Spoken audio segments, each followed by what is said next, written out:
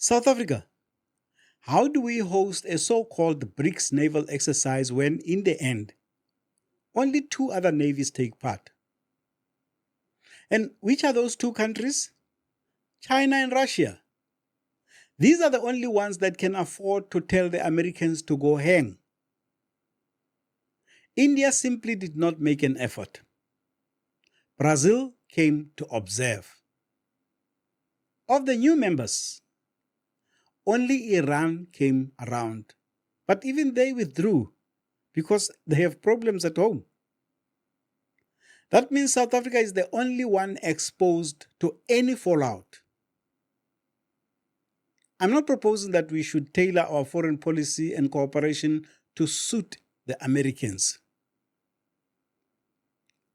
What I am saying is that our choices should serve our national interest. What is more, we were only able to deploy two vessels, the frigate SAS Amatola and the inshore patrol vessel SAS King Adam Kok III. This is hardly a way to project power as the host country. We are playing a high-stakes game where we stand to lose much more than we will gain. Other countries are not willing to do that. Hence, they gave the exercises a miss. This brings me to this week's topic. It is time we as South Africans speak seriously and openly about one of the greatest tragedies of the past 3 decades, the deliberate decapacitation of our defense force. South Africa's defense collapse did not happen by accident. It cannot be blamed on vague abstractions like fiscal pressure or changing priorities. What we are witnessing is the outcome of nearly 30 years of ANC rule, during which national defense was steadily downgraded, mismanaged, politicized, and ultimately hollowed out. The ANC inherited a capable military and one of the most sophisticated defense industrial bases in the global south. Yes, it was a force deeply shaped by apartheid, designed more for internal repression than national defense. That history we cannot ignore. But what replaced it was not a reformed, professional, democratic military. What replaced it is a hollowed-out force, a crippled arms manufacturing capability, and soldiers deployed into combat zones without the means to protect themselves. Hello everyone, welcome back to Joe Talks Politics. I am your host, Joseph Musia. Let's get right into this.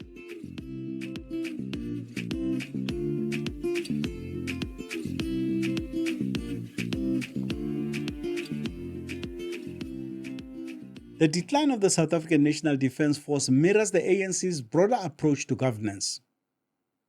Political loyalty over competence, symbolism over substance, and denial over accountability. Former Defence Minister Nosiviwe Mapisa-Nqakula stands accused of soliciting bribes from a defence contractor while she was in office. That allegation tells us how the ANC leaders came to view the defence portfolio, not as a sacred trust but as another node in its patronage network. Defense procurement corruption is uniquely destructive. When corruption happens here, it doesn't just waste money. It kills readiness and puts soldiers' lives at risk. Her successor, Angie Motshekga, has demonstrated little grasp of the portfolio she now oversees. Public confusion, contradictory messaging, and open disagreements with her deputy, Bantu Holomisa, reflect a department without strategic leadership. Here are the two of them briefing the nation on clashes between the SANDF and M23 rebels in the DRC last year. In terms of what has happened there, it's clear that these troops were let down by our other troops, our neighbors. The troops of Congo surrendered. The troops of Burundi where they were supposed to cover another flank. They also disappeared. And all of a sudden, these troops of South Africa ended up being attacked by mortars and so on. But I think their reaction, the way they have reacted, they acted with speed, and I also am awaiting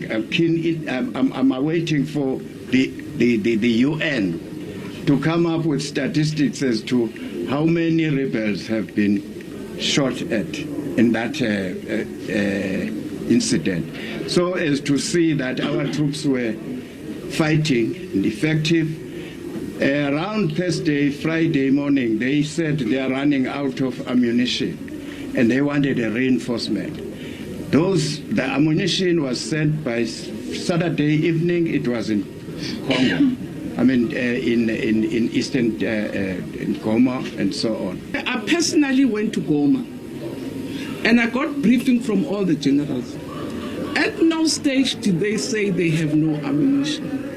We reinforced on the basis that because there's been this escalated hostilities, then we spoke back home with the meeting that General attended with the National Council of Arms to say it's going to be very important because the situation is very fluid and very problematic.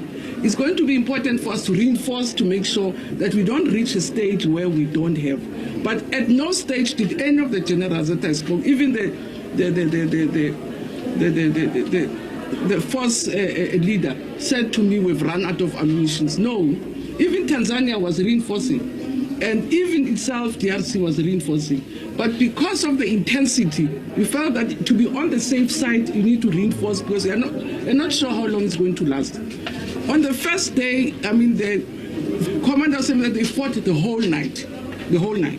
And that's why we felt that because we're not armed to go and fight, we're armed there to go and keep peace. And now that we're caught in the crossfire, it's going to be important for us to reinforce. That's why we reinforce. But there was no stage, because I've heard this thing that they ran out of food. And that's why I said, at Goma, I went to our logistics center. There was no stage where they said, Minister, we have no food, Minister. No. Personally, none of the generals told me that they've run out. We reinforced because we felt, because of the intensity, it is very risky. On whether we're concerned, it's a big concern. A war, it's one of the ugliest things. So everybody will be concerned. And that's why there's this whole running around. Minister Lamula will tell you, yesterday we met until midnight. The other day we met until 10 to really make sure that we can assist the warring parties to avoid a full-scale war. Because what would have happened at Goma, DRC forces surrendered. Today we're told DRC, so which means that could be a battalion, that could be a group that surrendered. Now they've surrounded Goma, they're fighting M23. So, and that's where there's this a tense situation and there are hostilities. And we're getting reports on an ongoing basis that despite the fact that they said they're withdrawing, there's war taking place between the two forces. On the flag, I don't know where I slipped it or where I could have missed it. I said, after talking to M23, it actually wrote to us to say they need a safe package to go and remove their deceased. On the other hand, ourselves, we just wanted them to understand that we're not part of their battle. We're just peacekeepers.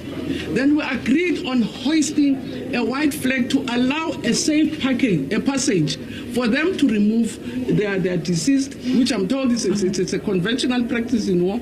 On the other hand, ourselves needed that safe package to go and deliver some of the resources that we were going to top up at Sagi.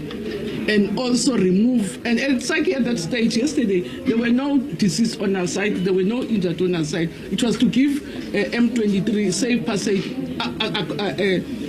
which is a request, and that's why the white flag was hosted. But it was also important for us to indicate to DRC where the fire were coming, to say, this is us, so if you fire here, you're not firing DRC, we're firing us. So we're not surrender, because you don't surrender with a flag. I'm told you surrender to, we are supposed, if we're surrendering, we would have gone to UNESCO to say we're giving up. Even I, with no formal military training, understand one basic rule of war. If the M23 were requesting permission to collect their dead, they would be the ones raising a white flag. This is what happens when defense is treated as a fallback ministry rather than a core function of the state. One of the most damaging legacies of ANC governance is its refusal to rationalize the SANDF's command structure. South Africa today has far too many generals and senior officers and far too few young deployable combat-ready soldiers. This top-heavy structure drains resources, crowds out training and maintenance budgets, and locks the force into an aging profile unsuited to modern warfare. Promotions became political accommodation rather than operational necessities. Downsizing and rejuvenation, essentially in any professional military, were avoided because they carried political cost. The result is a force that is expensive but ineffective, bloated at the top, thin at the bottom, and incapable of sustained operations. No amount of rhetoric about peacekeeping or regional leadership can hide that reality. The government continues to point to fighter jets, submarines, and frigates as proof of military strength. This is dangerous fiction. Equipment that cannot be maintained, crewed, or deployed does not deter anyone. It merely advertises decline. That illusion collapsed publicly in the Democratic Republic of Congo. South African soldiers were deployed into an active combat zone without adequate air support, logistics, intelligence, or political backing. Let me be absolutely clear here. This was not a failure of the soldier. It was a failure of the state. Because when SANDF troops do come under fire, when they are forced into real combat, they have consistently shown courage, discipline, and professionalism. In Bangui in 2013, outnumbered South African paratroopers fought with extraordinary bravery against Selega rebels, inflicting heavy losses despite being abandoned by political leadership. In the eastern DRC, SANDF soldiers operating under MONUSCO have repeatedly held their ground against experienced insurgents, often with limited equipment, inadequate air cover, and delayed reinforcements. Our soldiers do not lack courage. They lack support. They are sent into harm's way by a government that has failed to maintain the force required to protect them. Southern Africa is no longer the low-threat environment the government once used to justify defense neglect. Rwanda, under Paul Kagame, has demonstrated both military capability and a willingness to use force to pursue national interests. Kagame was responsible for the deaths of South African soldiers in the DRC. Are we capable of holding him to account? No. 2 days on Monday and today this morning,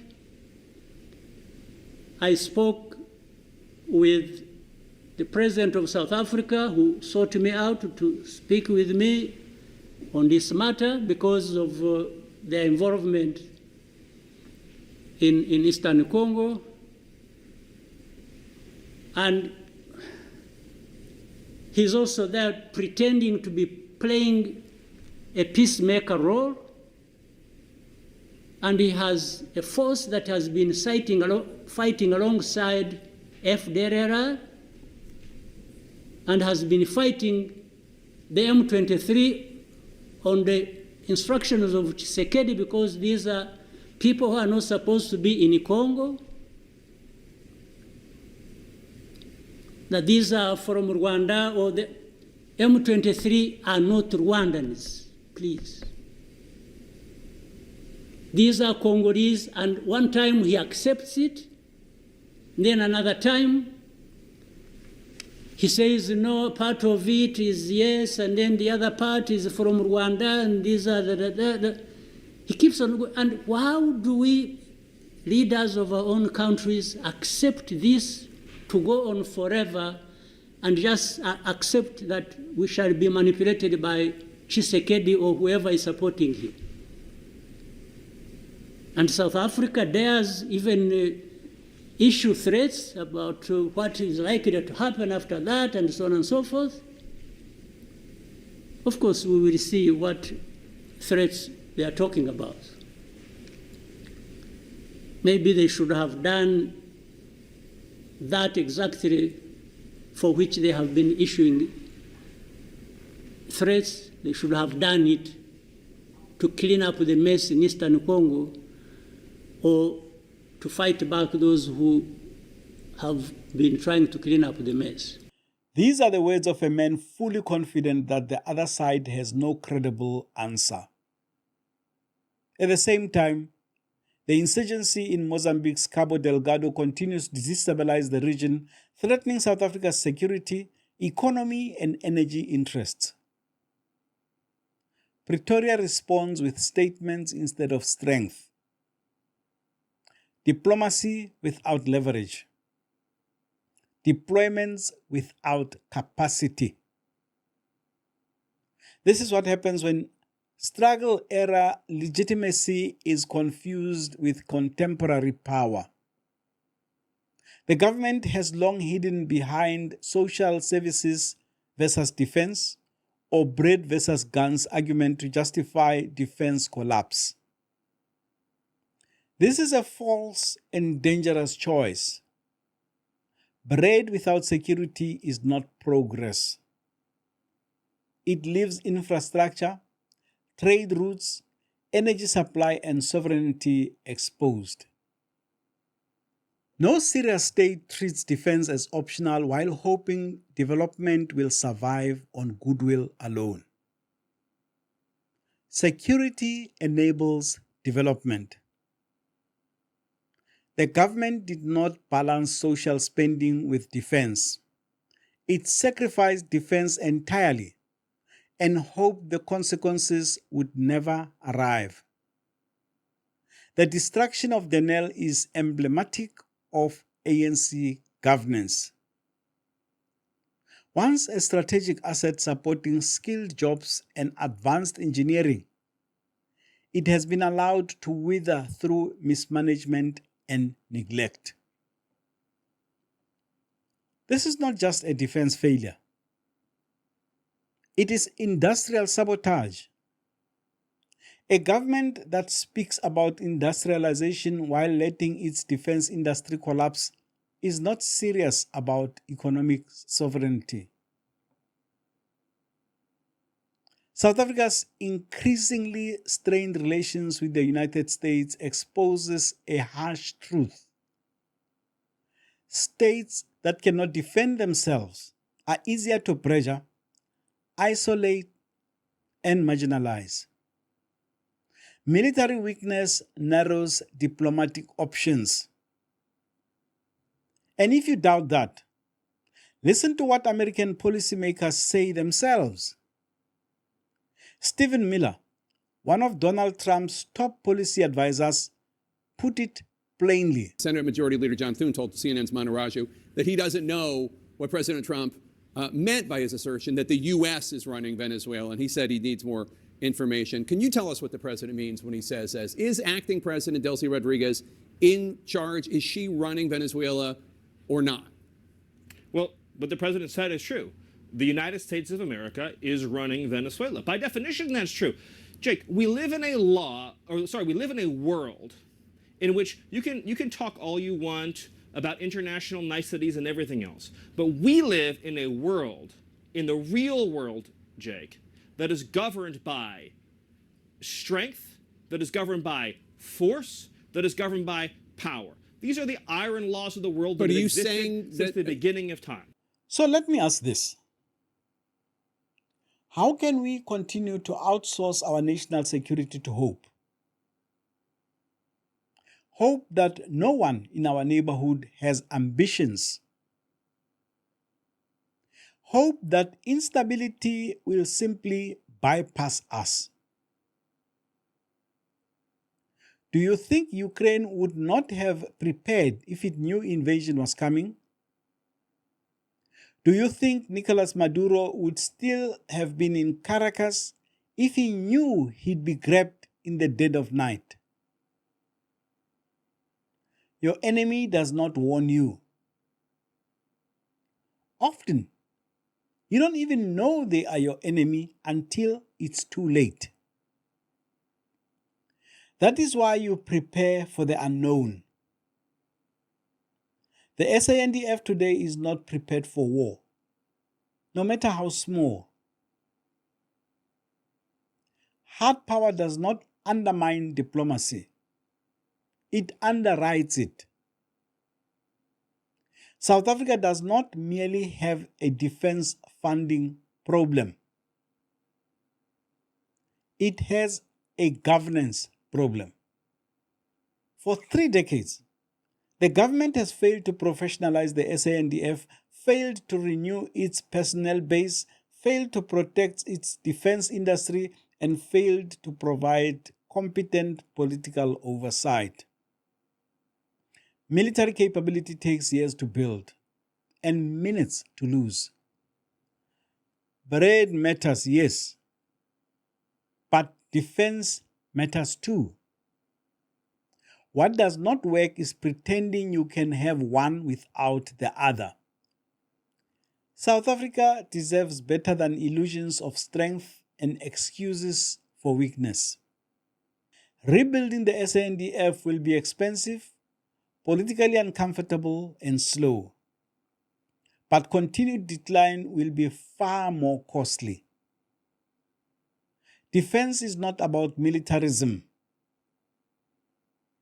It is about responsibility to the men and women in uniform and to a nation that cannot remain sovereign if it cannot protect itself. And that is a conversation that South Africa can no longer afford to avoid. If you enjoyed this episode, please comment, like, and share it. And if you are not yet a subscriber, please consider doing so. We are now on our way to a new milestone, 10,000 subscribers by the end of June. That's all from me, Joseph Musia. See you in the next episode.